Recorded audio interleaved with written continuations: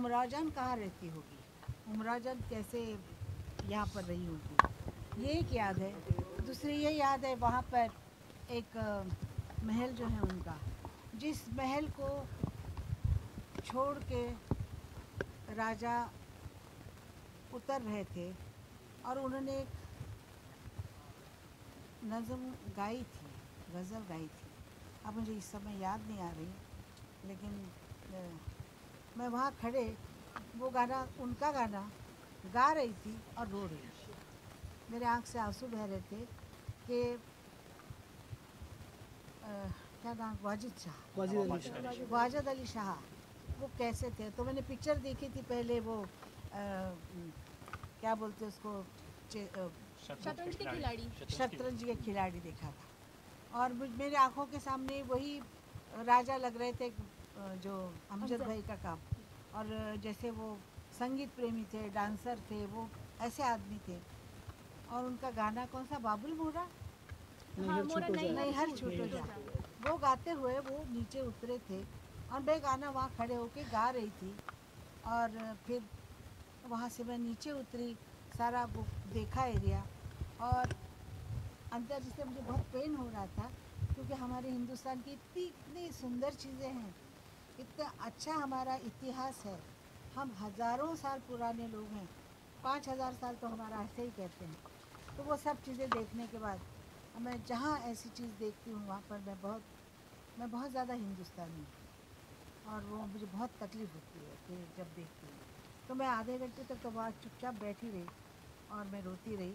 मैंने वाजिद अली शाह जब उतरे होंगे, अपना भवन, अपना राज छोड़ के जब वो गए होंगे, तो उनके मन पे क्या बीती होगी, ये सोच के मैं रो रही थी। मैं उनकी जगह पे चली गई थी, और फिर मैंने सोचा ठीक है, भगवान की जो मर्जी होती होता है। तो मुझे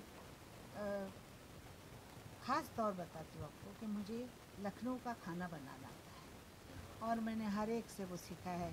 मज्जू साहब की बेगम से सीखा, उनकी खाला से सीखा, चांद बाला करके एक लड़की थी उससे सीखा। और वहाँ एक बार गई थी, एक क्या बोलते हैं, नवाब साहब ने मुझे बुलाया खाने के लिए। तो नवाब साहब का टेबल देख के ही मैं हैरान हो गई। मुझे बुलाया था उन्होंने नाश्ते के लिए, 10 बजे नाश्ते में गई, तो आप यकीन नहीं मानेंगी, वहाँ पर पुलाव, बिरयानी, कबाब। मैंने कहा ये अगर आप सुबह खाते तो दोपहर को क्या खाते हैं। तो पता चला कि वाकई नवाब मीन्स क्या थे, उनके रहन सहन देखने वाला था। तो वो देख के खुशी तो हुई, लेकिन दुख हुआ कि वो ज़माना, वो हमारी जो कुछ थी चीज़ें, वो नहीं रही अभी। और अभी नए ज़माने में क्या रहेगा मालूम नहीं, पर मुझे बहुत पसंद है, वहाँ की हर चीज़ मुझे पसंद है। मैम, आज के ज़माने में उमराव जान जैसी फिल्म बननी चाहिए क्या? कोई बना पाएगा उमराव जान जैसी फिल्म? रेखा को फिर से उम्र लेनी पड़ेगी, और ख़याम साहब को थोड़ा और बड़ा होना पड़ेगा। मैं तो खैर गा लूँगी, मैं तो आप जब कब भी बोलेंगे मैं गाऊँगी। मैं तो कभी ओल्ड होती ही नहीं, मैं उधर रुक गई। मजाक कर रही हूँ। प्लीज़ घूम लो। मेरी बहुत इच्छा है जो बनाने वाले हैं, जिस तरह उनको बहुत अनुभव है इस फिल्म लाइन में, उन्होंने बहुत साल बिताए हैं सबके साथ।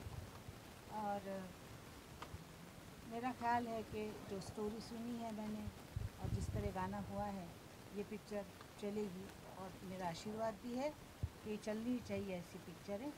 और आपको शायद याद होगा कि मैंने संजय दत्त के साथ गाया था, ब्रेटली के साथ गाया था, उर्मिला के साथ गाया था। इसके सारा जो मतलब क्रेडिट है वो इनका है। तो क्योंकि इनके वजह से वो लोग सब आए थे और गाना गा के गए थे। तो मेरा आशीर्वाद है आप ये पिक्चर बड़ी अच्छी तरह आपकी पूरी हो और बहुत अच्छी चले।